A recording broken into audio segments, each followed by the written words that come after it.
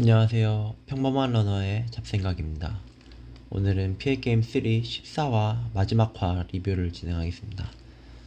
드디어 피해게임 3가 대단원의 막을 내렸습니다. 결과는 역시 장동민의 우승으로 끝났습니다. 그래서 뭔가 기승전결이 잘 이루어진 시즌인 것 같고, 그래서 좀 역대급 시즌이 아니었나라고 생각이 들면서, 저는 앞으로도 여러 번 좀 반복해서 볼 만큼 되게 재밌는 시즌이었던 것 같습니다. 탈도 많고, 말도 많았던 그런 시즌이었는데, 오늘 14화 마지막 리뷰해보도록 하겠습니다. 먼저, 이제 6인의 파이널인 스테이지가 진행됐습니다. 여기서는 어떠한 전략도 장동민 앞에서는 무력하다는 게 좀 나타났던 것 같습니다. 스티브 예와 서출구가 나름의 전략을 세웠는데 서출구가 무너지면서 다 같이 무너져 버린 결과가 됐습니다. 나름 숫자 암기에 대해서 이번 시즌에 스티브 예가 좀 강점을 보여준 모습이 있어서 스티브 예 선전을 좀 예상했는데 전략을 실패로 허성범에게 밀렸습니다. 물론 허성범도 잘 했던 것 같습니다. 근데 마지막까지 전공법으로 했으면 이길 수 있었다고 핑계를 대는 모습에서는 진짜 그러면 그렇게 하지 그랬냐? 라는 말이 나올 정도로 전공법으로 하다가 지면 꼼수로 졌다고 하고 꼼수로 하다가 지면 전공법으로 했으면 이겼다고 하고 진짜 역대급 시즌이 나왔는데 가장 인위적으로 손해를 본 사람은 스티브예가 아닌가 하는 생각이 좀 듭니다. 근데 제작진하고도 사이가 이제 벌어진 것 같아서 앞으로 서바이벌에 다시 볼 수 있을까 하는 생각도 듭니다. 그리고 만약에 이제 뭐 서바이벌에 다시 나오더라도 좀 그 마인드셋은 좀 바꿔서 나와야 되는 게 아닌가 하는 생각이 들었습니다. 하여튼 그 결과 장동빈 옆에서 잘 배운 허성범이 착실한 전공법으로 스승님과 파이널을 진출했습니다. 근데 한 가지 이해가 안 되는 거는 김민호는 왜 그렇게 저택에 의미를 두는지 모르겠습니다. 막 자기를 도시락이라고 하고 존중하지 않는 모습을 보인 스티브이를 밀어주려고 하는 게 좀 알 수가 없었습니다. 우리가 본 장면 이외에 좀 친밀하게 지내는 장면이 있는 건지 또 나름의 이제 역동이 있었던 건지 아주 좀 그런 모습은 좀 이해가 되진 않았습니다. 그 다음에 이제 허성원과 장동민이 올라가면서 홍진호 악어, 장동민, 허성범 그렇게 4인의 파이널이 진행됐습니다. 그래서 각각의 라운드를 좀 보면은 우선 아트 경매에서 이제 장동민의 기억력과 더불어서 완벽한 전략 이 두 가지가 멋들어지게 어우러지면서 장동민의 완벽한 승리가 이루어졌습니다. 한 가지 들었던 생각은 처음 경매 성공하고 낮은 금액에도 계속 높은 담보를 베팅해서 다른 사람들의 낙찰 자체를 막는 전략이 있을 수는 있는데 이것은 한번 실수하면 큰일 나는 리스키한 전략이기는 합니다.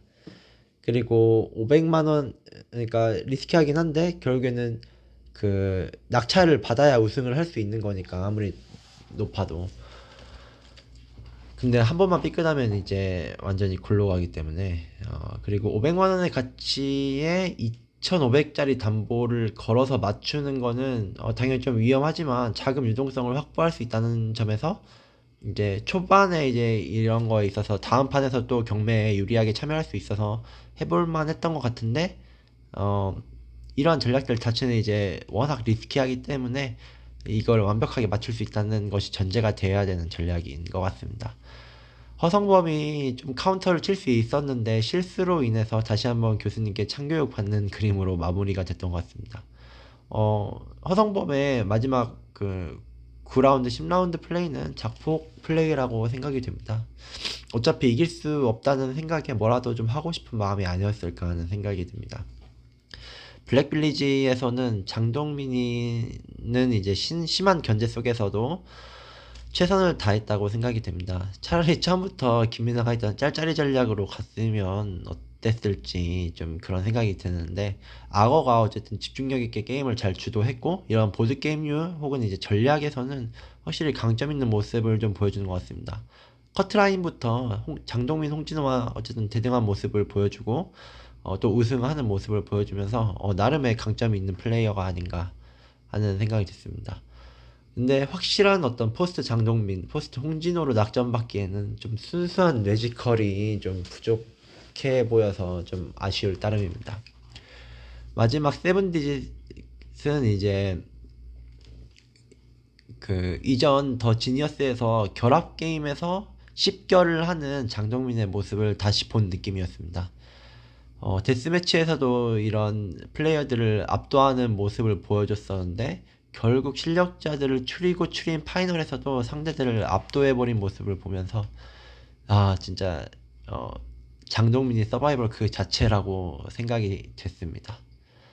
그래서 이제 피해게임 3가 마무리가 됐고 이에 대해서 총평을 해보면 일단은 장동민으로 시작해서 장동민으로 끝났다라고 말할 수 있을 것 같습니다.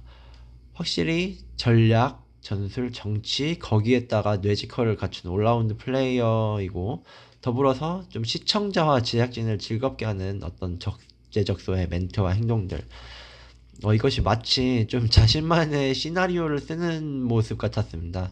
그래서 어떤 전략을 짤 때 상대방의 입장에서 지피지기 하면 백전백승 하는 그런 모습을 뛰어넘어서 제작진의 입장에서도 생각하고 행동하는 것 같다고 생각이 들었고 플레이어 한 명으로 인하여 시즌 전체의 퀄리티가 완전 달라져 버렸던 것 같습니다.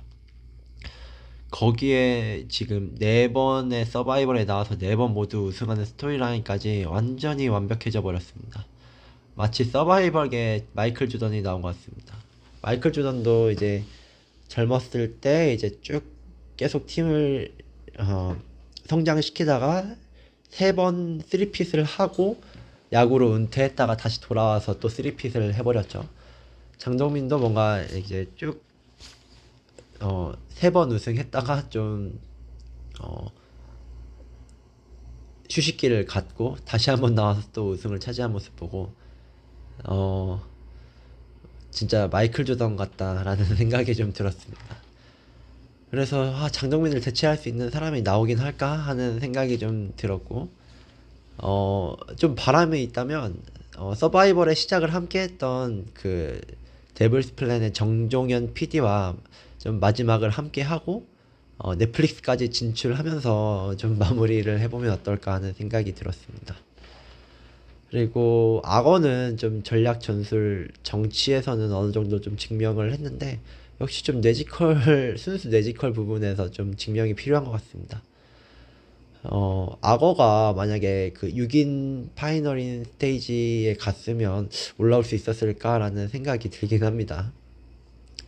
홍진호는 스타에서는 임요한을 만나면서 2인자였는데 서바이벌에서 처음 지니어스에서 우승하면서 뭔가 서바이벌의 아이콘이 됐는데 장동민이 다시 나타나면서 다시 2인자의 느낌을 받게 되었습니다. 역시 홍진호와 이는 운명이 아닌가 하는 생각이 들었습니다. 허성범은 좀 약간 미니 장동민 느낌으로 작은 육각형 플레이어의 느낌인데 더욱 경험이 쌓이고 성장한다면 좋은 플레이어가 되지 않을까 생각이 됩니다. 그리고 10년 후에 다시 덤빈다고 했는데 그때 장동민은 50대인데 그때도 왠지 대등할 것 같아서 좀 소름이 돋습니다. 말도 많고 탈도 많은 시즌 3였는데 앞으로 몇 번을 돌려볼 만큼 더 지니어스에 버금가는 시즌이었다고 생각이 됩니다. 피해게임은 시즌 3로 인해서 더 지니어스 이후에 서바이벌 프로그램 중 퀄리티가 가장 앞서는 시리즈가 된 것 같습니다.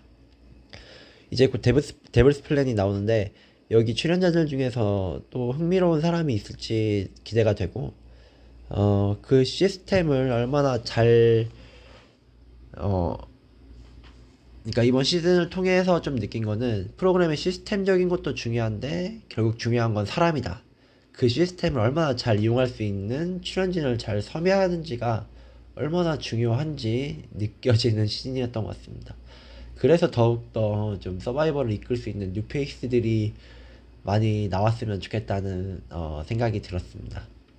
데블스 플랜 나오기 전까지 좀 야미야미 타임 뭐 곧 나온다고 하는데 그런 거 같이 회차별로 좀 리뷰를 해준 영상을 많이 올려줬으면 좋겠습니다. 네, 이상 피해게임 4화 피해게임 3 14화 리뷰 마치도록 하겠습니다. 네, 좋은 하루 보내시고요.